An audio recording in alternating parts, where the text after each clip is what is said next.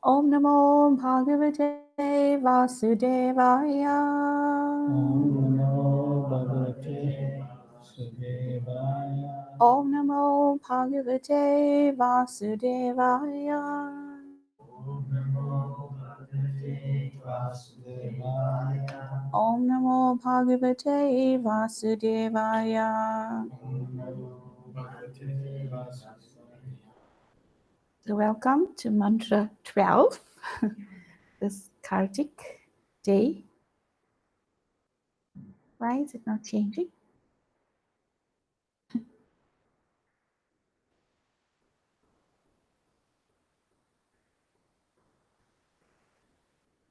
What does it? Once I go down. So we have now come to Mantra 12. And how many mantras are in this book? 18. 18. So we made some 19. Sorry, 19. So we're in the section of correct and incorrect worship. We did incorrect and correct methods of understanding knowledge. And now we're in this correct and incorrect worship. So quickly tell us what you remember from the last class, since you gave it.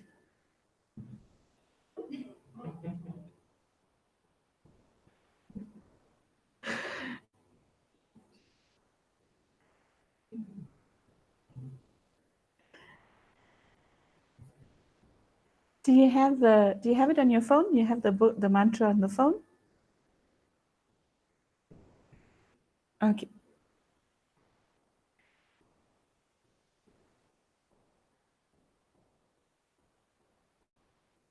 All right. Now we're going to go for you're doing also the correct and incorrect methods of worship. Yeah. So mantra 12. Repeat the line after me. Andantamaha pravisyanti. Andantamaha pravishyanti. Ye sambhutim upasate. Ye sambhutim upasate. Tato bhuya ivate tamaho. Tato yavivate tamo. Yayu sambhutyam rataha. Yayu sambhutyarata. Andantamaha pravisyanti. Andantamaha pravishyanti. Ye sambhutim upasate. Ye sambhutim upasate. Tato bhuya ivate tamaho. Tato yavivate tamo. Yatu sambhutyam rata. Yayu sambhutyarata.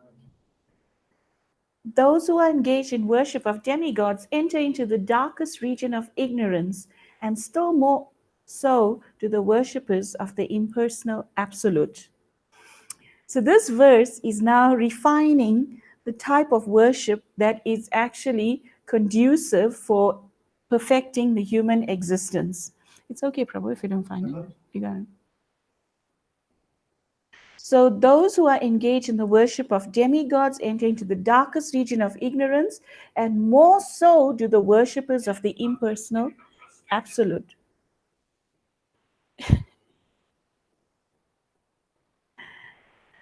So the worshippers of the demigod and the Mayavadis are being described in this verse. And in the purport, Prabhupada would go deeper, even further, to explain that type of religionist who poses as a religionist, but actually is a fake person. So he's going to take us through the different stages of understanding what is right and what is wrong in terms of choosing one's method of worship. Does anyone here come from a background of having seriously being involved in demigod worship? Yeah? Who are you worshiping?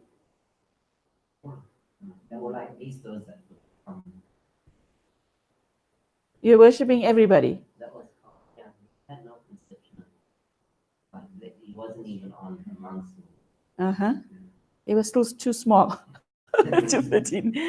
You, Vishen? Yeah, general Hindu background.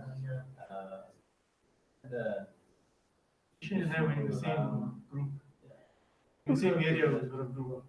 In the same satsang group. Uh-huh. Many years. Okay. Oh, I don't know that. Newlands. Yeah. Okay. Which personalities were there? Ram, Sita, Hanuman, Vishnu, Mother Lakshmi, Mother Saraswati, Shiva, Ganesh, Lord Krishna, everybody. But there was no, all equal. Yeah. Uh-huh. Mhm. You want to read it? Okay. So we quickly do last week's verse as a recap. Not last week. The last verse, Last. the last class. Yeah. Okay. Only one who can learn the process of omniscience and that of transcendental knowledge side by side can transcend the influence of repeated birth and death and enjoy the full blessings of immortality. So we covered aspect of how everybody wants to be immortal, but only if you learn the process of devotional service, you can transcend birth and death. And Prabhupada gave the example in the purport of Hiranyakashipu. He was such a big personality, and he wanted to become immortal. And unfortunately, he couldn't get this. He approached which demigod? Lord Brahma, and he got the benediction. Brahma said, I can't give you immortality because not even I have immortality. I can only give what I have. So, you want to add anything else? Yeah, and then learning the science of omniscience means learning how to maintain this body so that we can use the bare necessities and maintain the body so that we can use it in devotional service. So the important point to understand was there wasn't any negation that you have to give up looking after the body or maintaining the body or earning a livelihood, but you required all of this. Therefore, you had to do both parallel, like the train that travels on parallel tracks. If you gave up one, you would have difficulty. Or if you gave up the other, you will still have difficulty. You won't reach life's ultimate goal. So it was important to focus on both as opposed to premature renunciation. If one prematurely renounces, then what happens? This is known as Markat Vairagya, or the renunciation of a monkey. The monkey is so renounced, it doesn't have a roof, it doesn't have a stable home, it doesn't have so much of stability that we possibly regard as so essential. So in that way, we could regard the monkey as being so renounced. However, the monkey's desire for sense enjoyment is not eradicated even by that renunciation, because on every branch he has 2 wives or more, right? So he's not eradicating the root cause of sense gratification. Now, Prabhupada goes on to explain this word asambhuti in the verse refers to those who have no independent existence. Sambhuti is the personality of Godhead who is absolutely independent of everything. In Bhagavad Gita 10th chapter, the absolute personality of Godhead Sri Krishna states, Name vidu suragana pravavam na maharshaya ahamadidhi devanam maharsinam chasarvasa. Neither the host of demigods nor the great sages know my origin and opulences, for in every respect I am the source of demigods and the sages. So you can only know Krishna by devotional service. These demigods and the sages, the demigods fall in the category mostly of mixed devotion, right? They strive for their comfortable situations in their domains. Like Indra is always scared about his throne being taken over. If someone's doing austerity, Indra becomes over worried about whether the person's going to become so powerful they're going to conquer heaven. So the sages, they, like the jnanis, they cannot attain Krishna, because Krishna allows himself, like we know in this pastime of the month of Damodar, Krishna allows himself to be caught and bound and chastised only by the power of Mother Yasoda's devotion, right? He accepts that form of a little baby by the power of Mother Yasoda's love. So now, Vishen, you didn't have a chance to read, so you can read this. As Krishna is the origin of the powers delegated to great sages and mystics. Although they are endowed with great powers, these powers are limited. Thus, it is very difficult for them to show how Krishna himself appears by his own internal potency. So there's the demigods, and they have delegated powers, which means they are given their powers. So they are like delegated service associates of the Lord. They're subordinate. Whatever powers they get comes from Krishna. In the Brahma Samhita, the power of Lord Ganesh to remove obstacles is coming from where?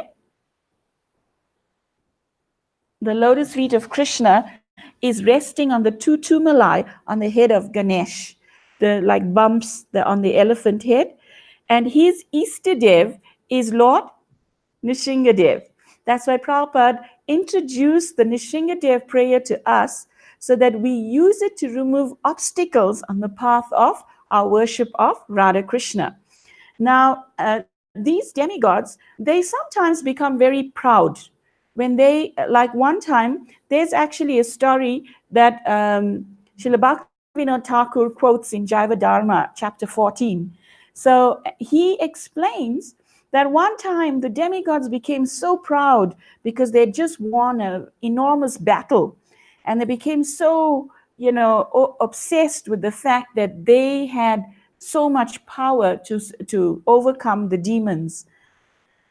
And this pride became known, was becoming evident in all of their activities and their actions and their words and the dealings with one another, etc. So Krishna, he decided out of his deep compassion to sort out this, because pride is an obstacle. So Krishna decided to sort this out in a very amazing way. We just came from Govardhan Puja, and we see that when Krishna wants to sort out pride, he does it in the most uncommon way. Indra was the king of heaven. That means he's a big man. And the way Krishna chose to teach him how to curb his pride was by lifting an entire mountain, not with his right hand, but with the lesser strong hand, the left hand, and the lesser of the finger that has the lesser strength, right? The least strength, the pinky finger. Imagine, and he held it for 7 days and 7 nights, no sweat, no proper rites in the purport. Krishna didn't have to even practice weightlifting to pick up the mountain. So the pride of Indra became so curbed that this, what he called the over-talkative blue boy, right, who was so impudent son of Nanda Maharaj, who stopped the worship that has been carrying on for years, decades to him. This boy will be taught a lesson. And the Govardhan Leela proved that, and I hope you went and you heard this pastime wherever you attended. What happens if you don't attend Govardhan Puja? You don't worship Govardhan? The snakes will come for you. Right? So the Govardhan Leela is a very, very sweet Leela, and so many things come out. So the demigods, in Srila Bhaktivinoda Thakur quotes this another pastime to show that they became so proud after the battle, and Krishna, he decided to curb their pride using a blade of grass. Right? How strong is a blade of grass? Basically insignificant, right? So he appeared in the sky, close to the heavens, in a very heavenly form, but in disguise, not his original self. And Krishna's all attractiveness cannot be hidden. If he takes the form of a lady, as in Mohini Murti, he's the most beautiful lady in existence. If he takes the form of the cowherd boys that were stolen by Brahma and the cows, the calves and the mothers of those boys become even more attracted to Krishna, who is now in disguise as their children. So when Krishna took this form of this heavenly being, Indra became so curious to know who was this person. So he decided to call Agni Dev, his close associate, and he said, Agni Dev, I want you to go and suss out the situation, so to speak. Find out who this person is and where he comes from, what's he all about, what's his purpose, what's his intention. So Agni Dev was so proud, even more so than he was before the being called by Indra. And imagine, from all the assembled demigods, the king of heaven has chosen me as the appropriate person to carry out this task. So he went over very gallantly to this heavenly being, and he said, who are you? And Krishna, in the form of this yaksha, this heavenly being, said, who are you? So he said, so he was very proud. Now, the nature of pride is that you want to sing your glories, not to inspire the next person, however, but to make yourself more prominent. So Agni Dev started to say, I am the fire god, and I control all fires.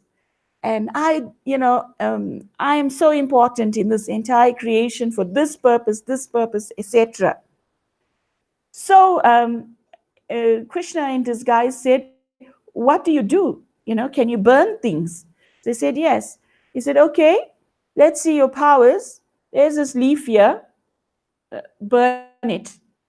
So Agni Dev thought, okay, what's a leaf? I burn forests, I burn, so many things, cities. I can burn a leaf, no sweat. So he tried to burn the leaf. So he used all his powers, and the leaf never burnt. Other things were caught on fire.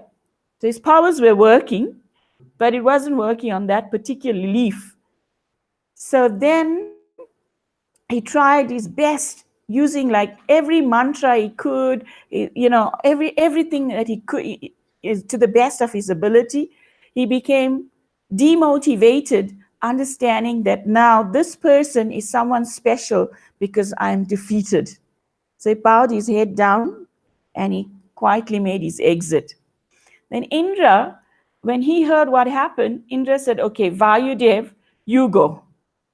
So Vayudev is the god of wind. Wind can pick up a leaf like second nature. So Vayudev went and he said to the yaksha, who are you? And the yaksha said, who are you?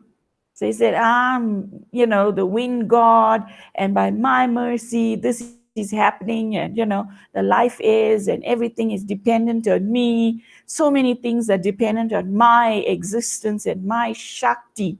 So then, actually, Srila Bhaktivinoda Thakur, that chapter 14 in the Jaiva Dharma, something about Shakti, the power, whose Shakti is more important. He bases that theme, that chapter on that theme. So when Vayu was challenged by the Krishna in disguise to move the leaf, he tried and he failed just as badly as Agni Dev did. So his pride was so crushed, he bowed down and he went away. Then Indradev, seeing that the all-powerful Agni was defeated by this personality, and Vayudev, so he went himself to go see who this person was. Alas, when he arrived at the place, the person just disappeared. So instead, he saw Lord Shiva's wife nearby.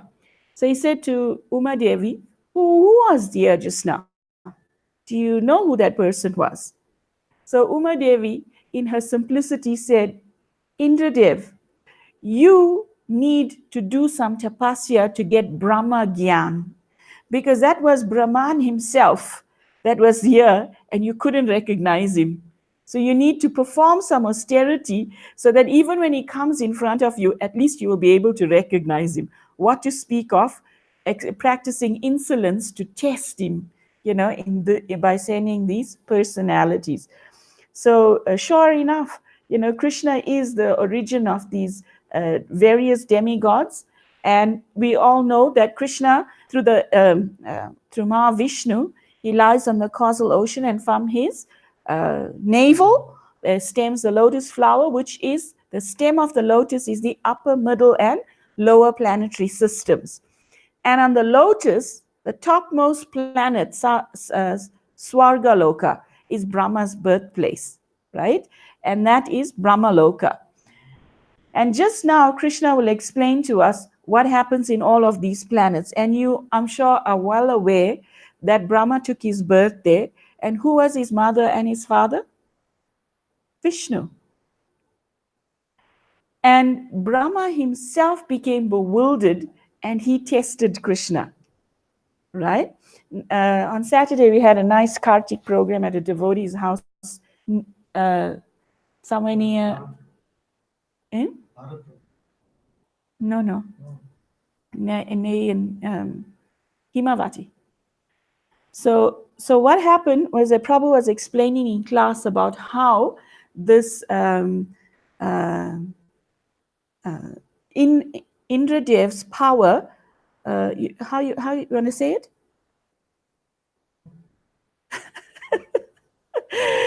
He was explaining how Indradev, his power is there and it is limited. And this limitations, even though it's there, is so powerful, right? However, when Krishna wants to withdraw it, like in the case of the Samvartaka clouds, which were his source of power in Govardhan Leela, they were the most powerful sort of astras or assets that Indra used. But when Krishna chooses to deactivate that, then it has no effect on as is expected. So now Prabhupada explains, and you can read loud and clear, Prabhupada. Many philosophers and great rishis, mystics, try to distinguish the absolute from the relative by their tiny brain power. This can only help them reach the negative conception of the absolute without realizing any positive trace of the absolute. Definition of the absolute by negation is not complete. Such negative definitions lead one to create a concept of one's own. Thus, one imagines that the absolute must be formless and without quality. So one has a tiny brain, right?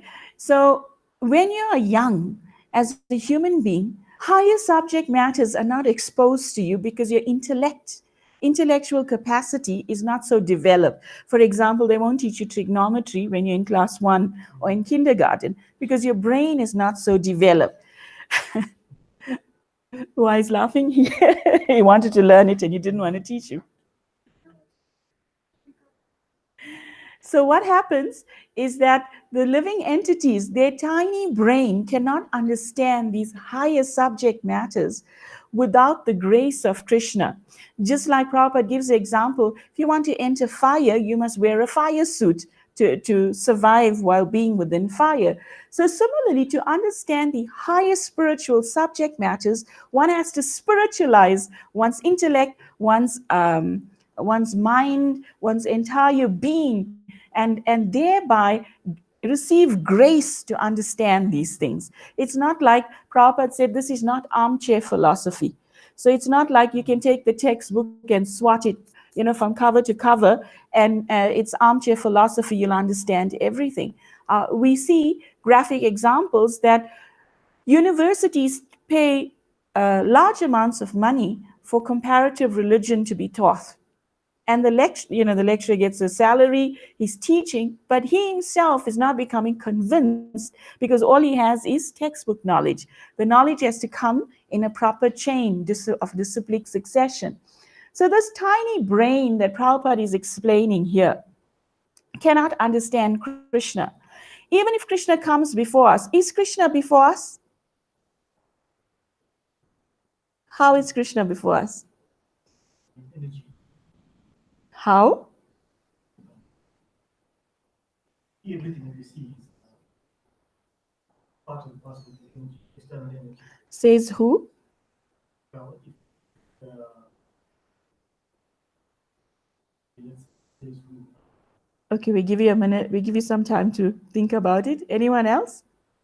In every, Oh, you tell me. Is it? Yeah. Is in every atom, right? Why? Lord Rama says that he is the supreme.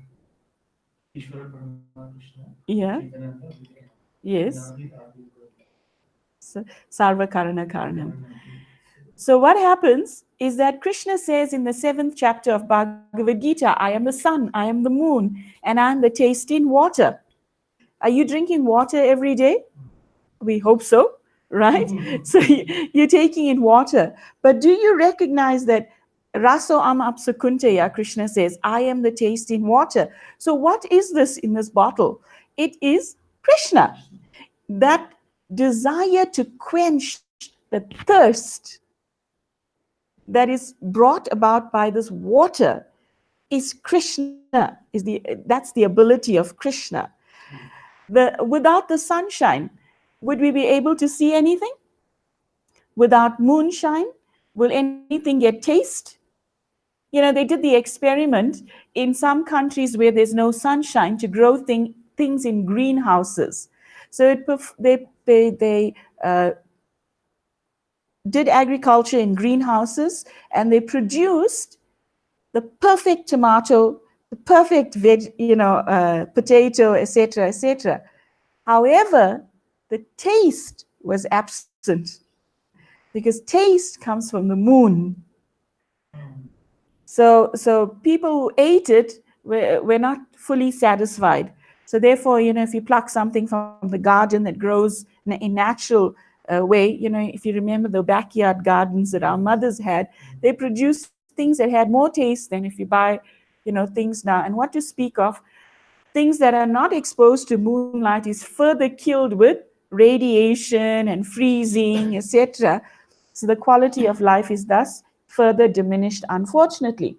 So when Krishna says, I'm the taste in water and I'm the light in sun, etc., we have senses to perceive him, yet we are so covered, we can't feel that gratitude that, yes, this is Krishna's taste. Right? This is giving me sustenance. What would happen if we had no water in our body? We'd be pretty dried up. Life would be pretty dry. Okay? You won't be able to exist. So it's such a vital ingredient, and that is Krishna, the sustaining factor. Krishna explains in another verse in Bhagavad Gita, he is like the thread that holds the pearls together. It's invisible, you only see the beads, but what's holding it all together in sequence? The thread. So it's that vital. So even though Krishna is available, is manifest in so many ways, is helping us in so many ways, we cannot perceive him because we are covered. But in the same way, Krishna is covered by his divine energy. And when he chooses to reveal himself to you, then you will see him. Right? So even though he's within every atom, is in every other place, etc., he only when he chooses to reveal himself, at that time you'll be able to see him. Then they use negative qualities. So this can only help them reach a negative conception of the absolute. That means Krishna is non-existent. So God is non-existent, his form is non-existent. This is the Mayavad conception of existence, that because I can't see him, because I can't perceive him, then I negate it. And I say, he does not exist, he does not have a form, he's simply light. Kibash, you can read loud. Such negative qualities are something that ourselves are relative. Real qualities yet are also relative. By conceiving of the absolute in this way, one can at the utmost reach impersonal effulgence of God in his Brahman. But one cannot make further progress to Bhagavad, the personality of Godhead. So you get relative truths and absolute truth. So what is a relative truth? Relative truth is today is a hot day, but it's relative to today and the temperature that we're experiencing today. But not every day won't be the same. So it's only relative to this time. If it starts to rain, then in the next hour, the weather patterns will change. So relative truths are temporary truths. It's true, but it's only true for that circumstance, that time. And absolute truth is something that is all the time, every time, the truth.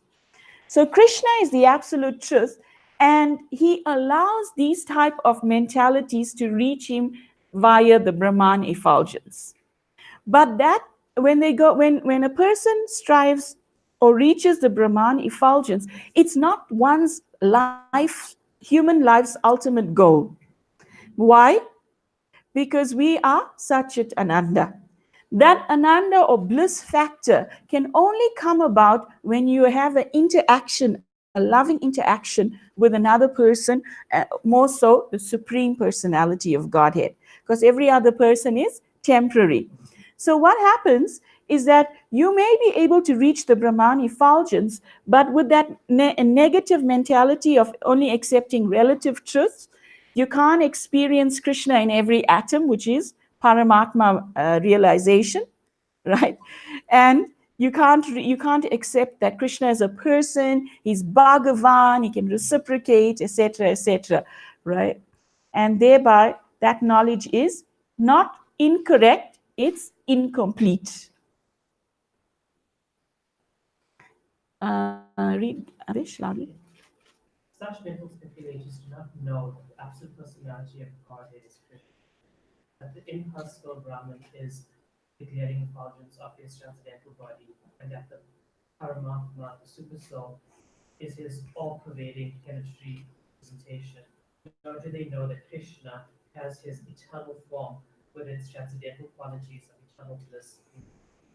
So if I tell you, you must fall in love with a girl, if you're a boy, and I tell you, I expect you to fall in love with a girl that I know is good for you, and she exists in Cape Town. That's all the information I give you. Is that possible? It's not possible. You have to know her name, her fame, her qualities, her attributes, activities. Then something will endear you to that person before meeting the person. So similarly, those that are stuck in the Brahman effulgence, they do not have any idea of Krishna's transcendental qualities. So thereby, they can't appreciate him as a person. Thereby, they cannot develop a loving relationship with Krishna because they can't hear about him. Now, that's why Srila Prabhupada stressed that we should hear from his books on a daily basis with scrutinizing attention. Because if we don't continuously hear about the person, your attention span becomes transferred to other temporary things. Read loudly. The dependent demigods, the great sages, imperfectly consider him to be a powerful demigod, and they consider the Brahman effulgence to be the absolute truth. But the devotees of Krishna, by dint of their surrendering unto him and their unalloyed devotion, can know that he is the absolute person and that everything emanates from him. Such devotees continuously render loving service unto Krishna, the fountainhead of everything.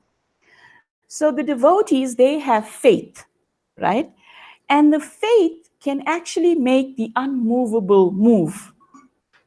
Do you believe that?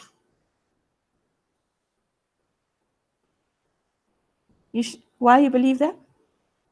Personal experience. Huh? I have a personal experience.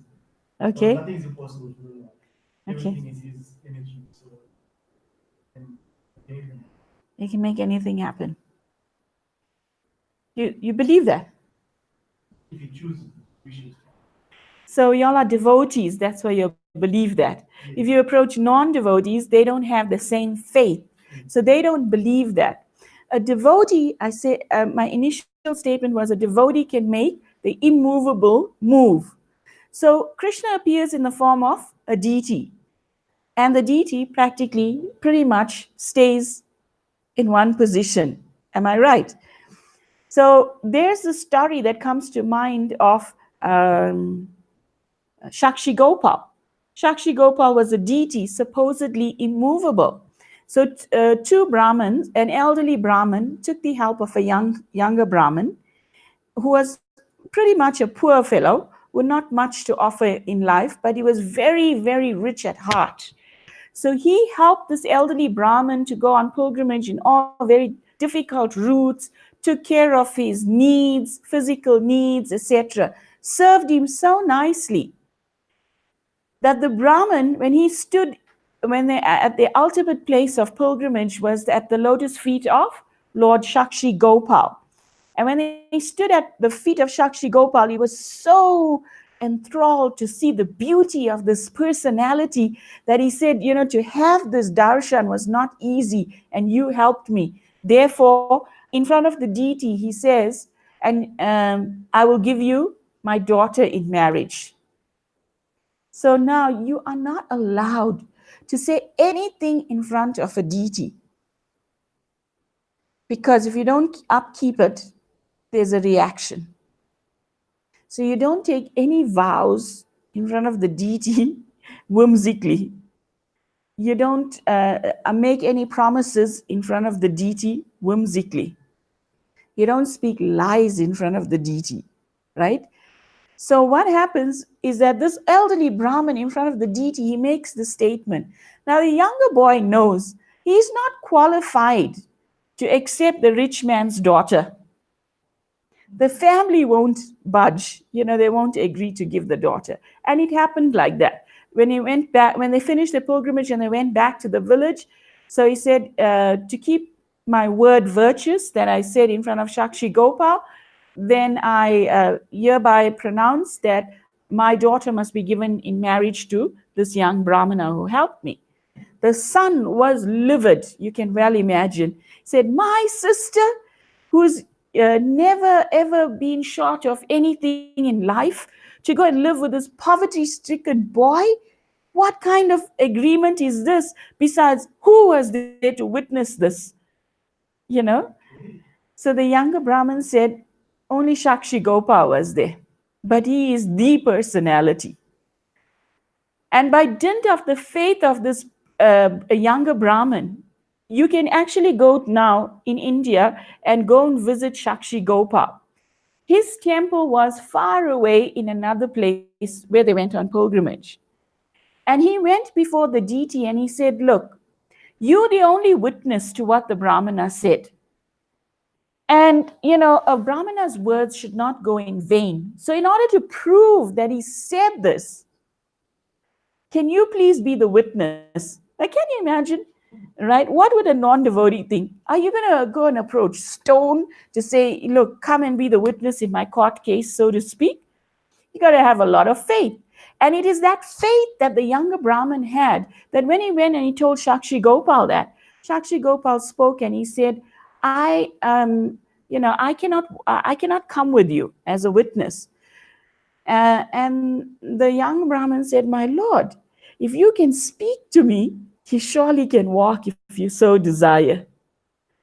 So then Shakshi Gopal made an agreement with this devotee and said, I will walk behind you and you will know that my presence is there by the sound of the jingling of my ankle bells.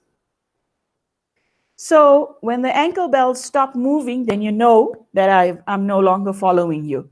So they traversed a long distance to the current Shakshi Gopal temple in India. And this Shakshi Gopal means one who bore witness. And the devotion of this younger Brahmin caused that immovable being of the deity to actually move in devotion, right? So the Gyanis, the Mayavadis, those that get stuck in the Brahmani effulgence, they become deprived of this reciprocation with God, right? That if Krishna wants, he will help you in your darkest hour when everyone else deserts you. In Lord Chaitanya's Mahaprakash Leela, he calls the different devotees and he says, you remember that time when dacoits were attacking you and they were raping all the women in the village? You, to protect your daughter and your wife, in the midst of the night, you went to the bank of the river trying to flee before they reached your house. Alas, alas, there was no boatman available to ferry you across the river. And all of a sudden, a young boatman came and then volunteered to ferry you across. Do you know who that boatman was? That was none other than me. So Krishna can come in different ways and help us, but we would be only able to recognize him if by dint of our devotion we earn his mercy and he chooses to lift his veil for us to be able to recognize him. Then in the Bhagavad Gita it is said that only unintelligent, bewildered persons driven by strong desire for sense gratification worship the demigods for temporary relief of temporary problems. All the problems we have in the material world, are they eternal or temporary? Why? The past, More? Material world is temporary. Your body is temporary, right? So everything's temporary. So to solve a temporary problem, you go and you approach the demigod. However, what is the eternal problem? What's the real problem? Birth, death, old age, and disease are the four glaring problems. However, we negate that, and what we do, we think that we can, if we get a little comfort from the demigod, Lakshmi gives us some money, Ganesh removes that obstacle, so and so does this for me, then I'll be okay. Since a living being is materially entangled, he has to be relieved from material bondage entirely to attain a permanent relief on the spiritual plane, where eternal bliss, life, and knowledge exists. You heard this thing about how a problem cannot be solved by the same mentality that created it. So all the problems we experience in the material world were created by a material mindset. To reach out and to solve this problem, to get lasting sort of solace from these problems, we need to reach out beyond this mentality. We need to approach a bona fide representative who is imbued with transcendental Shakti, right? Srila Prabhupada's books have transcendental Shakti because he's such a Mahabhagavat personality, right? His representatives who are embodiments of his teachings, they'll be able to help you. So you need to somehow understand that I do have a problem. It's a material problem. It cannot be solved by anything material. I need a spiritual input. I need a spiritual solution. And then one will actually find some solace. Otherwise, all these temporary sort of measures that the demigods can provide us with, these temporary measures are synonymous to, if I have a boil, it is very fiery in nature. A boil. You've had a boil, right? I'm sure by eating too much sweets when you were small, somewhere along the line, you may have had a boil. So if you have a boil and it's burny, or you know someone who had a boil and they were crying because it's burny, you blow on it. Gives you temporary relief, right? But blowing on the boil is no solution. You need to accept the surgeon's knife to scoop it out at root level. It may cause some pain, but it's purification at the ultimate best, which will lead you to a better situation. Our situation in terms of the material world and temporary solutions can be likened to what's happening in this picture. Here, the cook has received cooking instructions that when boiling a frog, place in cool water and slowly turn up the heat. So when we enter the material world, it's a similar situation. Everyone tells you how cute you are. They only want to kiss you and hug you and buy you things and spoil you at every minute. Because you know why? It's cool waters, right? But the material energy's nature, Maya's nature is the heat starts to be turned up, right? Growing pains start the growing pains start. And what happens? Even though you're there, you're relaxing, you think it's a cool water, you've earned whatever you need to give you the comforts of life. All around you, people that who were there before you, what has happened to them? They died. Just look around on your family tree and see how many people have actually become erased, right, from your personal vision. And what are we thinking? Now I'm cool. Life's cool. I got it all under control. And that's our situation in the material world. And in terms of understanding Krishna, Krishna's potency, Krishna's energies, Krishna's enormous greatness, Prabhupada gives another analogy of a frog.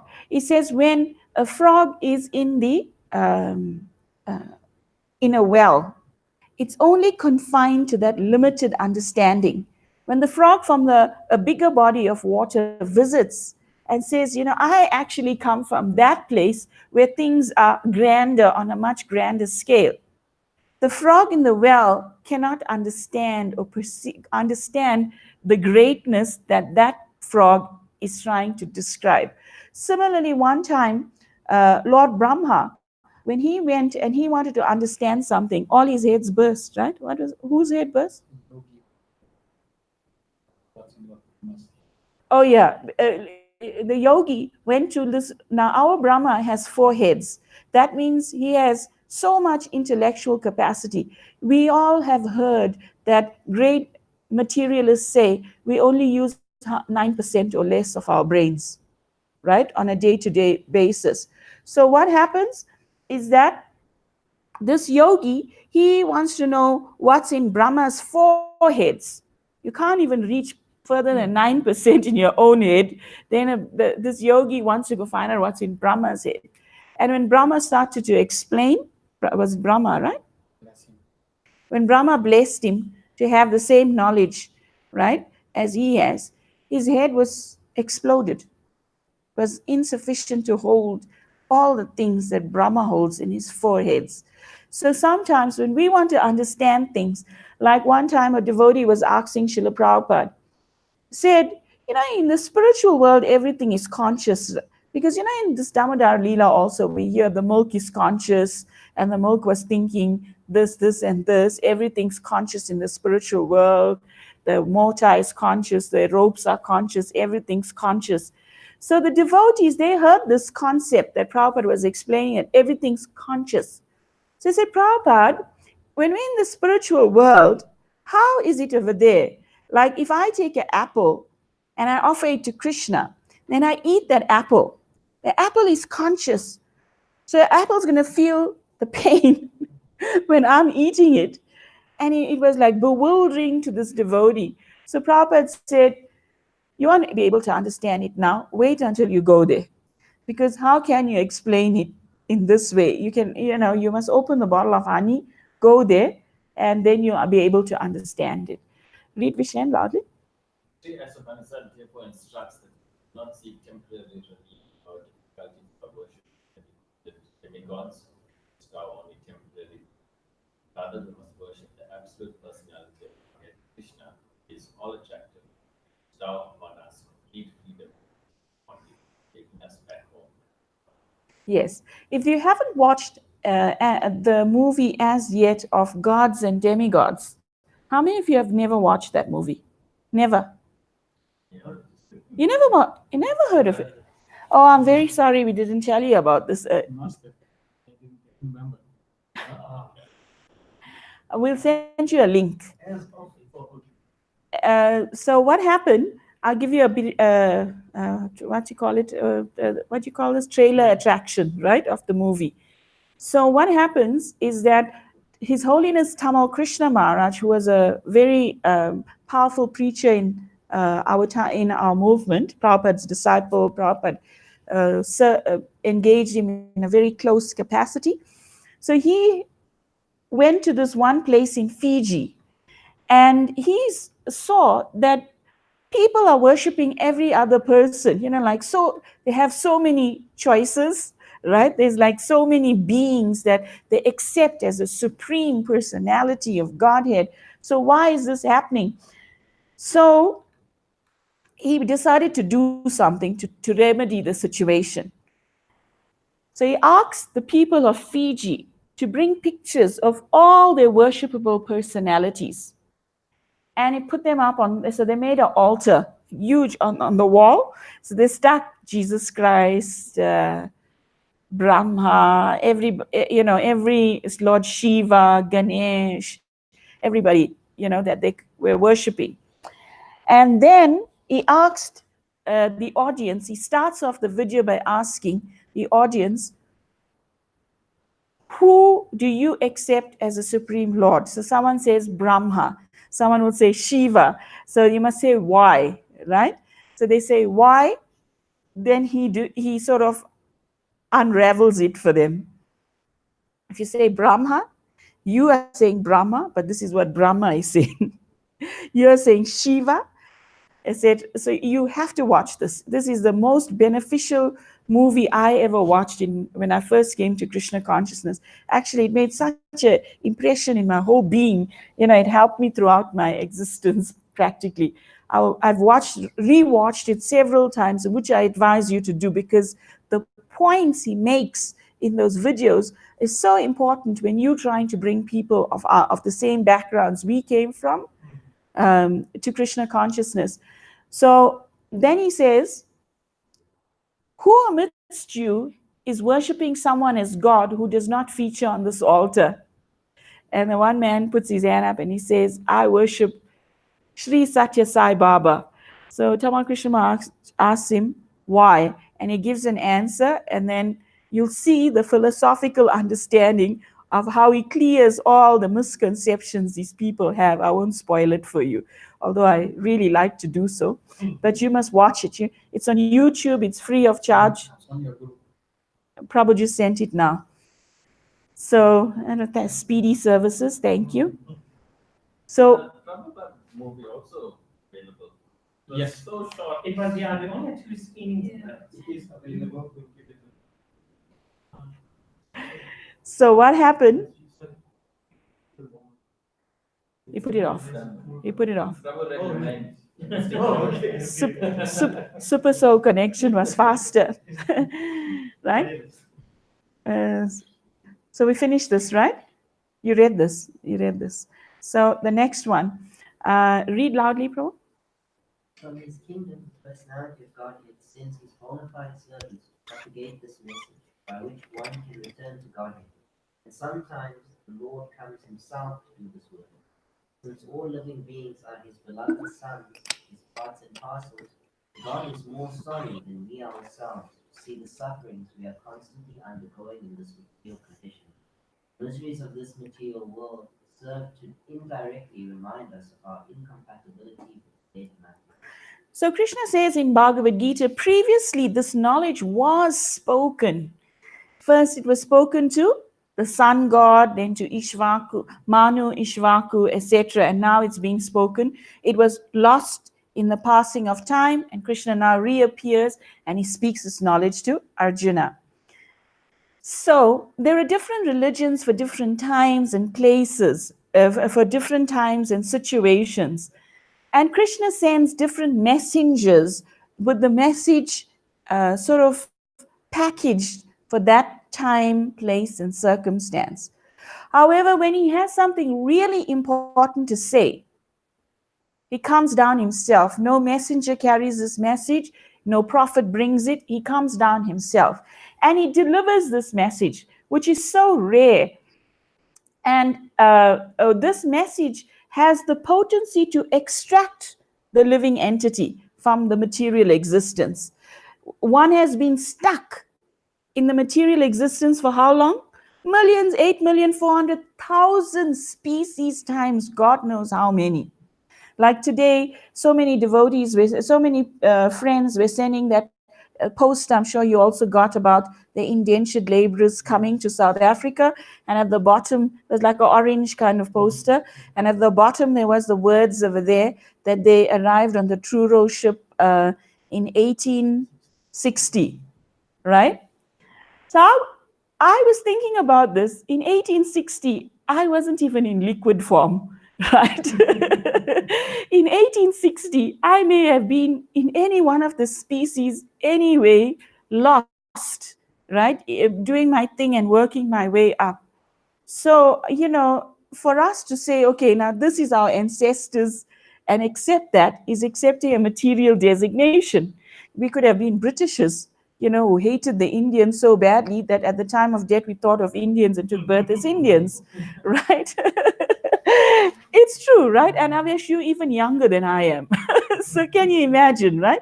We've been around from that time till now. You don't know what your forefathers, how many forefathers you had in the meantime. But for now, that you finally reach the human form and in a pious Indian background, so now you're thinking, okay, these were my forefathers. But in actual fact, we should always understand that these designations are all temporary. Now, Krishna, he recognizes our suffering condition. He comes personally out of his deep compassion and he rescues us. It is stated in the Bhagavad Gita 7 that the worshippers of the demigods can go to the planet of the moon worshippers can go to the sun worshippers to the sun. Modern scientists are now venturing to the moon with the help of rockets, but this is not really a new attempt. With their advanced consciousness, human beings are naturally inclined to travel in outer space and to reach other planets, either by spaceships, mystic powers, or demigod worship.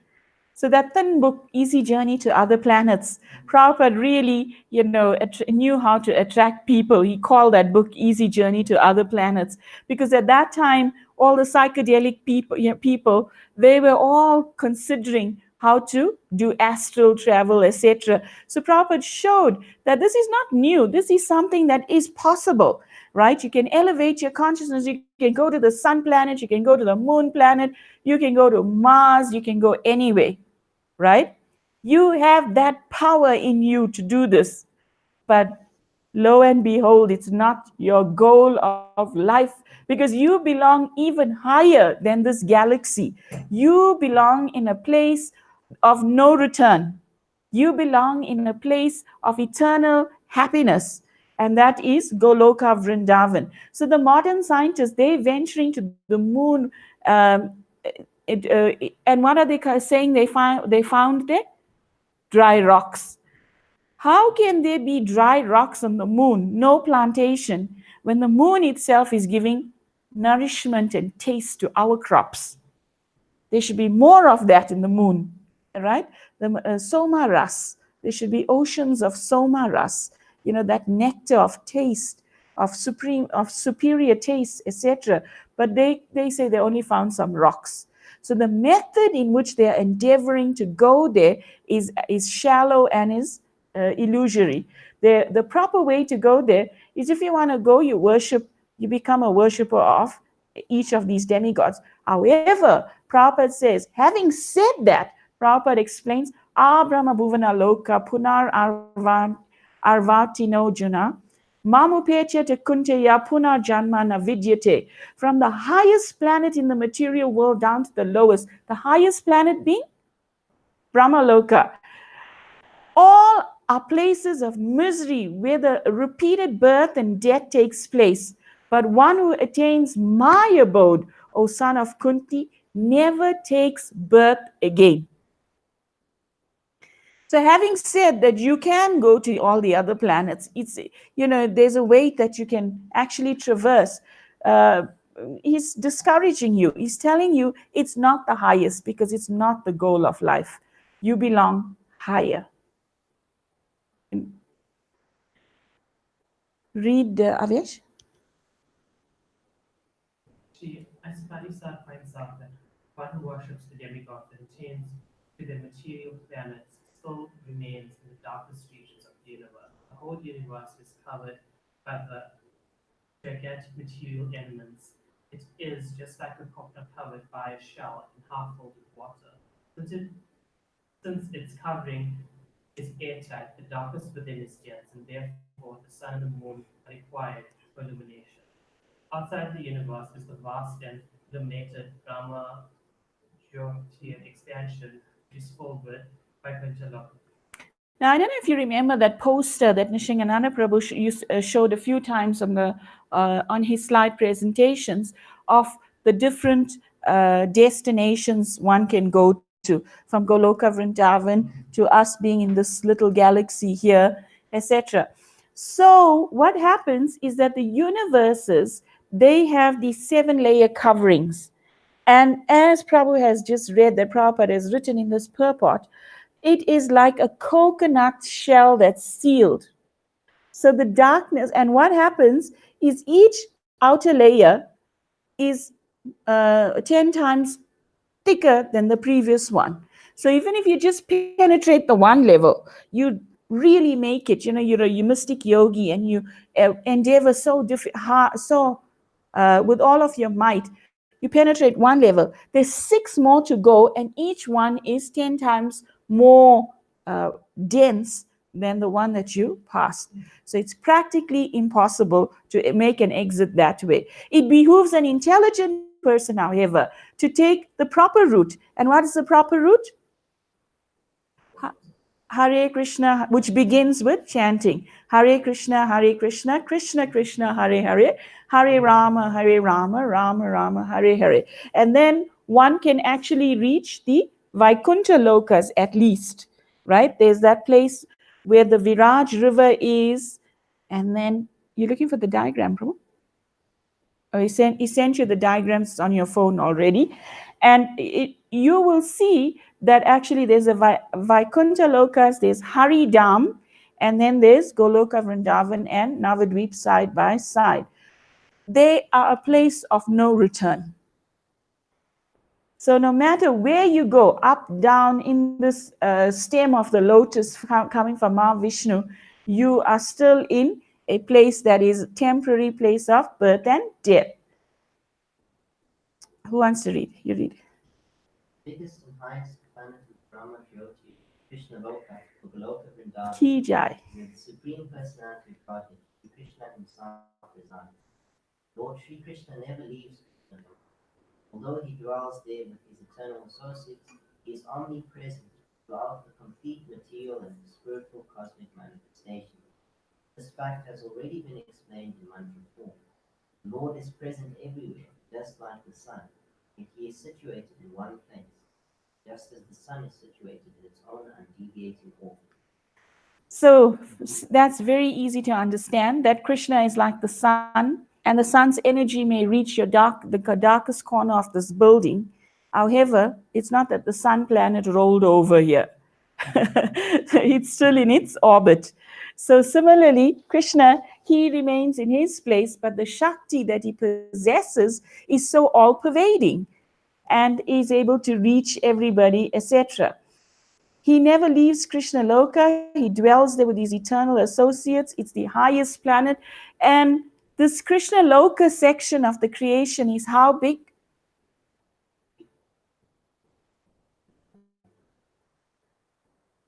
2/3. Material world is 1/3. 3/4. 3/4. Spiritual world is 3/4. Material world is 1/4. Okay, right? So sometimes you may become perplexed and say, there's so few devotees. Most of the people are not devotees. So I must strive to be like them and blend in. But that's limited vision, because majority of the people are devotees. It's just this few that are running around us in this planetary system that are still mixed it with, under Maya's influence. even if everyone is. Yes. What is the best solution? Kibashni? Problems of life cannot be solved simply by going to the moon planet or to some other planet above or below it. Therefore, Shri Isopanisad advises us not to bother with any destination in the dark material, to try to get out of it and reach the fountain kingdom. The many pseudo worshippers who become vigilant only for the sake of name and such pseudo-religion as not wish to get out of this universe.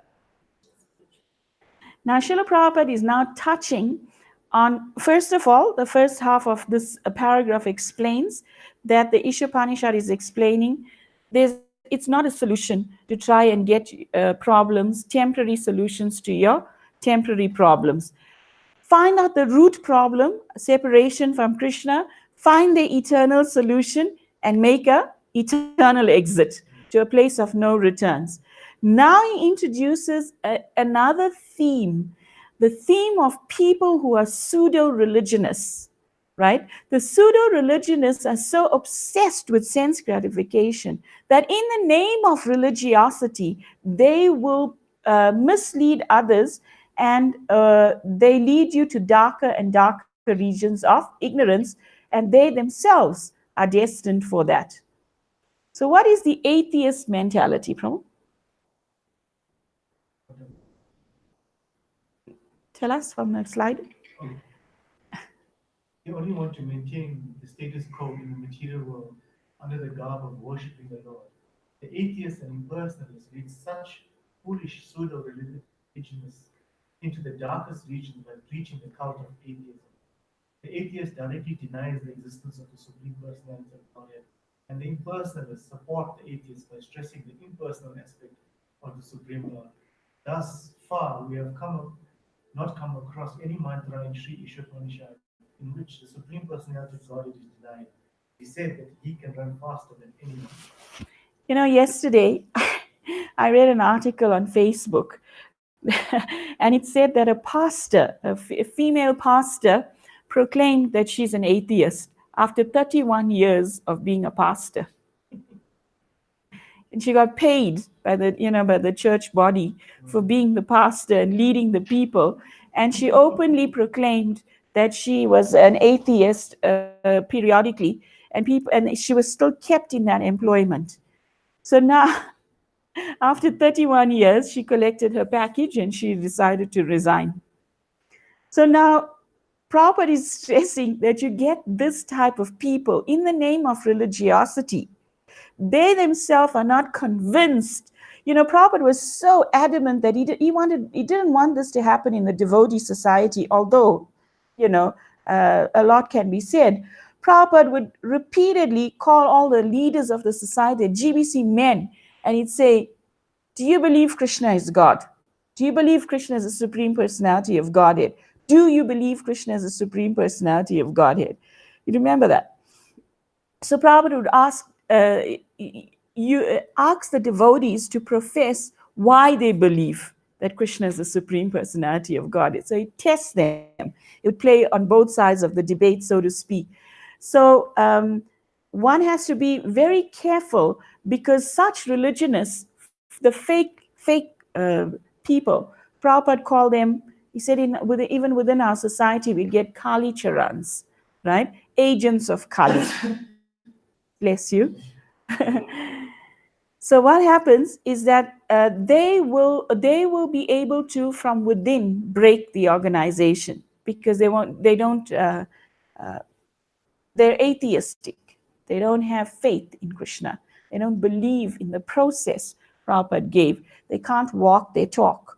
They can be armchair philosophers and get higher and higher materialistically on the ladder, but spiritually, in terms of leaving this planet and reaching the topmost, highest planet, is not possible unless one cultivates bhakti. Those who are running after other planets are certainly persons. Those who are running after other planets are certainly persons, and if the Lord can run faster than all of them, how can he be impersonal? So they deny that Krishna has a form. Prabhupada is speaking about the atheists now, which he just mentioned in the last paragraph. The atheists believe Krishna doesn't have a form, but they themselves have a form, they can run, but Krishna can run faster than everybody else.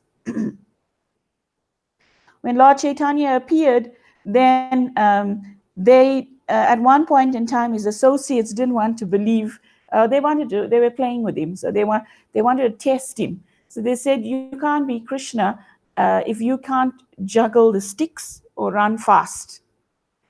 So for Lord Chaitanya to prove to Advaita Acharya and others that he is the Supreme Personality of Godhead within his intimate circle, they challenged him that he must run faster and he must be able to juggle the sticks. And of course, he met the conditions and proved to them. So if we can do certain things, why deny that God can,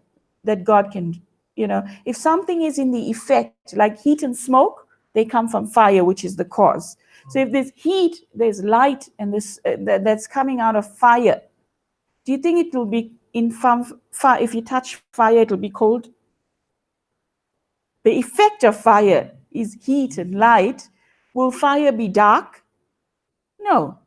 So similarly, if we are getting everything from Krishna, he's the order supplier of everything, so to speak, how is it possible that he is impersonal? Doesn't make sense. The impersonal conception of the Supreme Lord is another form of ignorance arising from imperfect conception. So you'll see in that movie, Gods and Demigods, there's a sequel to it called God's Competitors. Huh? Prabhu sent it to you, right? It says gods and demigods and God's competitors. So God's competitors are those pseudo-religionists who claim to be Bhagavan, and you should worship them. Why are they Bhagavan? Because they can produce things, they can heal a person here, heal a person there. So Prabhupada, he used to challenge them that, and in the movie also, you'll see the Maharaj challenges them, that if he is able to cure people and you accept him as God because of his power to cure somebody, why don't you worship the doctors in the hospital? And if he's able to cure sick people, then why are the sick people on the planet in the same continent that he's living on? Because by his powers, he won't be able to stand the suffering of others, so he'll remedy everybody. So he's not such a person, right? But when Krishna was on the planet, there was abundance of everything. There was no shortage, there was no illness, there was no famine. Why? Because he's the husband of the goddess of fortune. So these pseudo-religionists who claim manufacture of so-called incarnations, who directly violate the Vedic injunctions, are liable to enter into the darkest regions of the universe because they mislead those who follow them. And Nishingananda Prabhu gave the story of that snake that was coming out of a cave and it was surrounded by ants, right? And the ants were causing so much of distress to the snake. You know, ants, when they get onto, they're biting. Yeah, they're biting the snake. And then they asked the Acharya, why is the snake in, what is the situation, what is the cause of the situation? And he explained that in his last life, this was a pseudo-religionist, a pseudo-guru, and his followers realized that, and in this lifetime, they have come now to plague him with this distress. So that is the situation when a person fakely tries to play with the faith of others, right? He goes to the darkest region of ignorance and he takes others with him. The impersonalists generally pose themselves as incarnations of God to the foolish persons who have no knowledge of Vedic wisdom. If such foolish men have any knowledge at all, it is more dangerous in their hands than ignorance itself. When Prabhupada used to be invited to public programs to speak, where all representatives of different organizations were given slots to speak, many a time, Prabhupada, when a Mayavadi will start to speak, Prabhupada will tell the devotees to have kirtan. Because that's how dangerous the words coming out of the Mayavadi's mouths are. They can cast you and him into the most dangerous, deepest regions of ignorance. So the results of demigod worship, we're coming to the end. I know you're looking a bit tired, but go ahead. But impersonalists do not even worship demigods according to the scriptural recommendations. In the scriptures, there are recommendations for worshipping demigods under certain circumstances. But at the same time, these scriptures state that there is normally no need for them. In the Bhagavad Gita, in chapter 3, it is clearly stated that the results derived from worshipping the demigods are not permanent. Since the entire material universe is impermanent, whatever is achieved within the darkness of material existence is also impermanent. The question is how to obtain real and permanent life. So the fundamental question for an intelligent person is how to become relieved of all these temporary sufferings, this temporary situation. What is the eternal thing? If I am eternal, where do I belong? How did I get here and how do I go back? In other words, how do I attain complete freedom? Not temporary freedom, right? It's like blowing on the boil. The Lord states that as soon as one reaches Him by devotional service, which is the one and only way to approach the personality of Godhead, one attains complete freedom from the bondage of birth and death. In other words, the path of salvation from the material clutches fully depends on the principles of knowledge and detachment gained from serving the Lord. It's like a devotee is not scared of death. Why? After the death chapter, you're still you. It's just that you cast away a garment that was old, torn, and worn out, right? And Krishna has taken you to further on in your journey. So devotional service is the only way to approach the Supreme Personality of Godhead. No other way. You can't trick Him. You can't fake it. Like we gave the story of the lady who was, she saw Raju in the film. You should see we'll try to find the link for this movie. What's it called? This is Life. Anyone saw that the movie? This is Life? This is Life is a Bollywood movie that the Hare Krishna devotees, I think, may have helped the producer to make. So the ISKCON TV had it, and we used to have video, VHS tapes in those days. And we had marathons where we'd go door to door distributing these things. So in that movie, Raju, the key actor in the movie, he was worshiping the Lord with one incense every day and very sincerely. And he became a very rich man because when Krishna wants to give, how much can you hold with your two hands? And he wants to take away, what can you hold back? So the vendor who was selling him the incense, she was thinking, Raju was just a boy in the street over here. He was just good old Raju.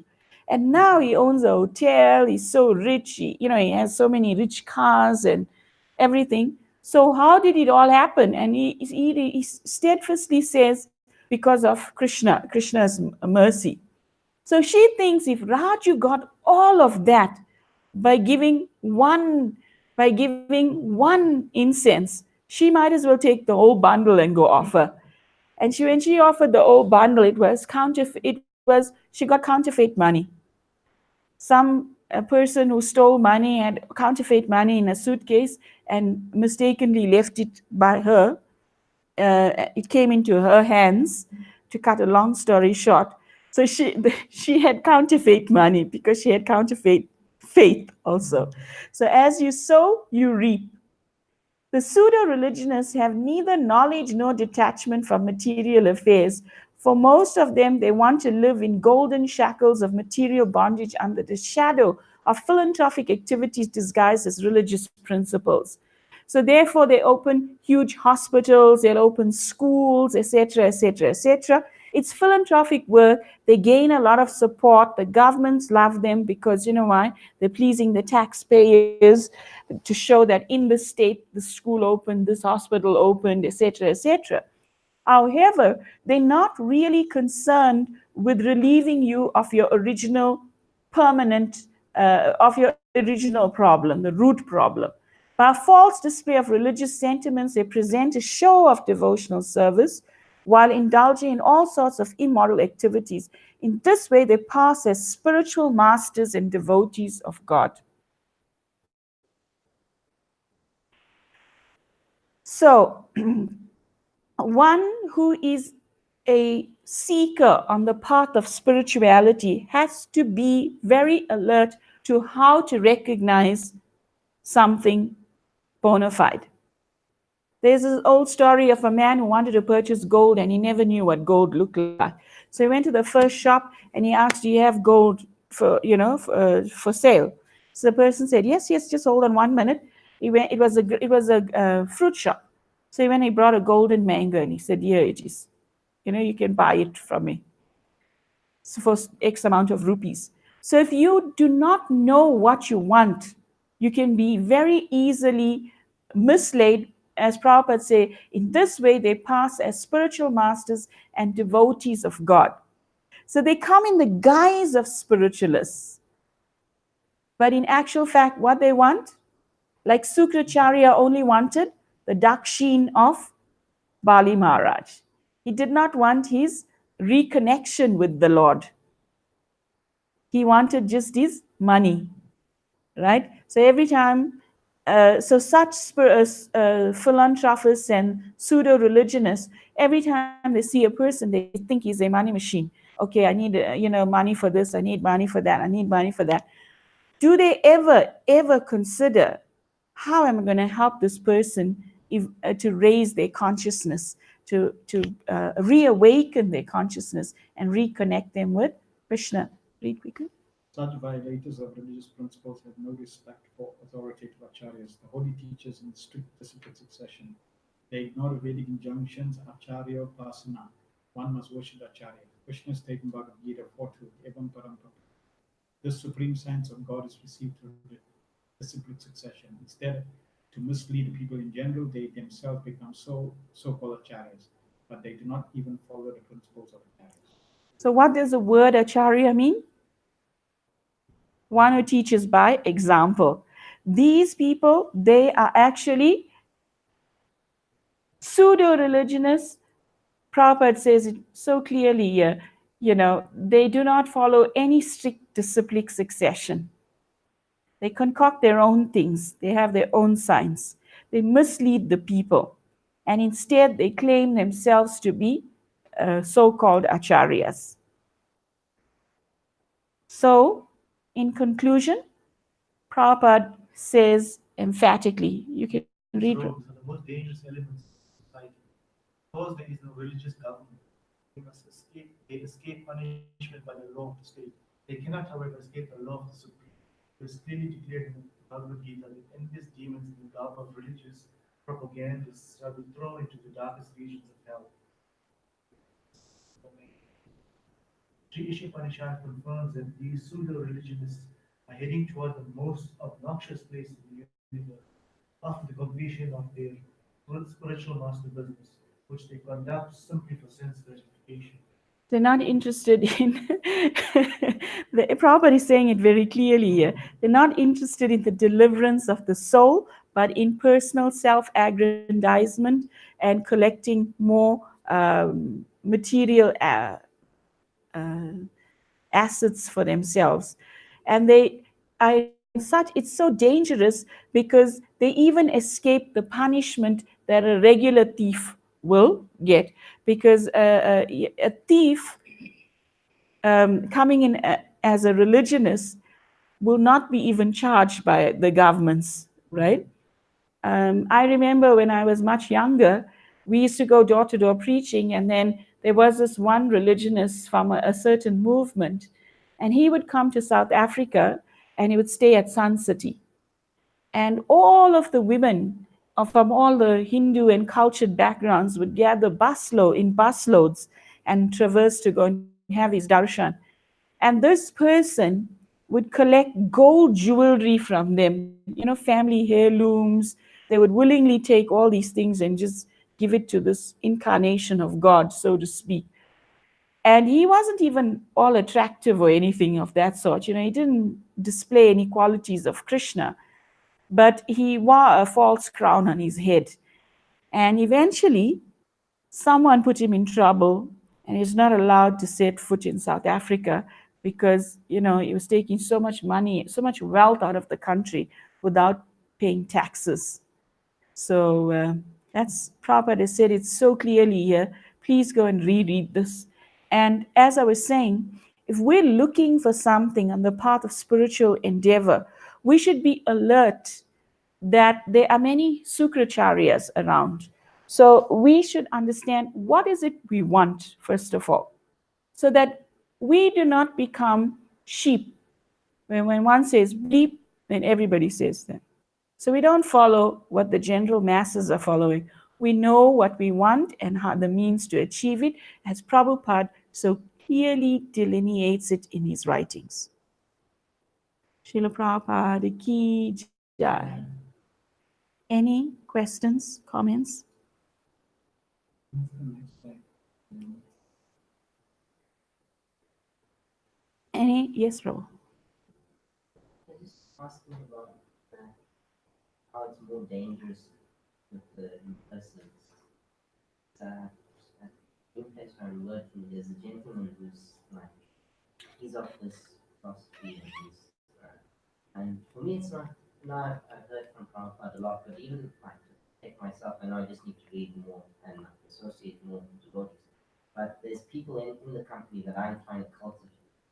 So what is the best thing? Although he's not like actively, somehow he just tries to preach to me all the time. Like he'll just come into the office and try and preach to me some about uh, Advaita, Vedanta, and all of these things that he was going Comes from on the about. school of philosophy, perhaps? Uh, I think it's, I'm not sure. I think it's Ramakrishna movement. Oh, yeah, yeah. The Ramakrishnas believe that you are. My point in defeating them in argument was from Prabhupada, where they believe that you are God. I am God, you are God, we are God. We've forgotten that we're God, and by the process of self realization, we realize our position as God, that we are God. So Prabhupada's argument to that was, how can God become covered by his inferior energy? How can not God become God? It doesn't make sense. So yeah, there's different things like that with the Ramakrishna philosophy. So your question was how to deal with him. Yeah, you see, when people come to speak to you like that, you also have to be tactful. Like my principal was from the Brahma Kumari movement. He was the head. And he thought I would make a very good leader of his youth group in the Brahma Kumari movement. But I was openly a Hare Krishna. I would take part in debates, a lot of public speaking in school, and I would only present Krishna consciousness. So any topic I would link to Krishna consciousness and just use that as a platform. So what happened was that you have the philosophy is so intact, Krishna consciousness is so intact that you have to tell them that you found something higher. They can read your book and you'll read their book, and they can ask you questions and you can ask them questions. So you don't have to read their book, but you can enter into a spiritual discussion. You have anything else to say? So if we're going to debate about the harmonium, how many of us will be able to debate on the harmonium? Try to discuss questions about the harmonium. This is a C octave. This is a B and sharp. You're going to talk. You're going to discuss about it. No, because we're clueless about it. Exactly. Right. So if we start a debate on the harmonium, already if we're going to continue the debate, we're fooling ourselves. Because now we just want to show I know something about something I don't know, and we'll speculate. Okay? So therefore, somebody that says, "Oh, I don't know about the harmony," you're discussing, you're debating with the wrong person. Sorry. Okay? But let's say if there is musical-minded people, now we can say, okay, let's discuss if the harmonium is the best instrument. Because you have a foundation, you now establishing that foundation, you're building from there, musically minded, and you build from it. So same thing when you speak to people like that, especially at Vita school, etc. You have to establish what is your source of knowledge. Otherwise, what's going to happen is he is going to keep his point, you're going to keep your point, and there's never going to be any exchange or any interaction or really no valid exchange. If you see Sarva Bhamba Tacharya, Prakasanand Saraswati, Prakasan is what's it? thoroughbred Mayavad, impersonalists. But because they were open to Lord Chaitanya Mahaprabhu, and Lord Chaitanya Mahaprabhu, you see the way he approached the situation. When Lord Chaitanya Mahaprabhu went to Prakasan and Saraswati's in Varanasi, right, he never spoke a single word, never preached. Okay? But just by his behavior, he won them over because he went to go sit at the place where they were washing their feet. And he was a brilliant sannyasi. So they liked the light, was brilliant. So they could see, oh, this I like. He's brilliant. Like, I need to be a brilliant like because I like the Brahman Jyoti. But the humility that they exhibited touched them. See, and that opened up for him to now start asking questions or interacting. So even with with people like that, you may not speak, you just listen to them and you see where they are first, and then establish, okay, where you get your knowledge from. Oh, that's interesting. Oh, yeah. So, but don't you? So you accept Sankaracharya? Oh, yeah. So that's monism. Or what about you don't accept Ramanujacharya? So you have to find out where they are, so that then you can find. Oh, yeah, no, we accept Ramanujacharya, but or we accept Bhagavad Gita, but. So then you can, and then also you will just say certain things, just get them thinking, but that's it, because you may not convince them completely. And rather than, let's say, break the bridge, burn the bridge, you keep the bridge so that sometimes if you have to give them prasadam, if you have to take prasad at work, They're not if antagonistic. if you burn the bridge, now you won't able to give them prasad. So you don't burn the bridge. You say one or two points, and then you'll say a point, and you'll see how he reacts. If he reacts negatively, you very carefully stay back. And that's why you don't tell them. You ask a question, because asking is very indirect. Even in Prabhupada would challenge when Prabhupada would speak to his god brothers when they were doing something wrong. He wouldn't say this is wrong, because then that can become offensive. He would say, but isn't this like this? You would ask a question. It's indirect getting the message. If they shout, you pick it up. So it's like that. Yeah. So first establish the ground. Just talk with him. You don't even need to just listen to him, because remember, in one sense, you're already convinced, right? And you just dare to build that bridge with them. Okay. At the same time, not if they start getting too close, you also keep a little distance, a healthy distance, just so that you can see what's the like. When I was at Daimler, these people weren't interested in spiritual life, so I wouldn't preach to them, but I wouldn't associate. But sometimes they would have tea breaks, and everybody would be sitting there. They come to the office where I'm sitting and I'm listening. So when they say, at one point they started saying something about, oh yeah, just see the goat heads got cut, and people are eating goat's head or something, and another person says, oh, but how can you eat goat's head? So then immediately I took advantage of it. So what's the difference? Meat is meat.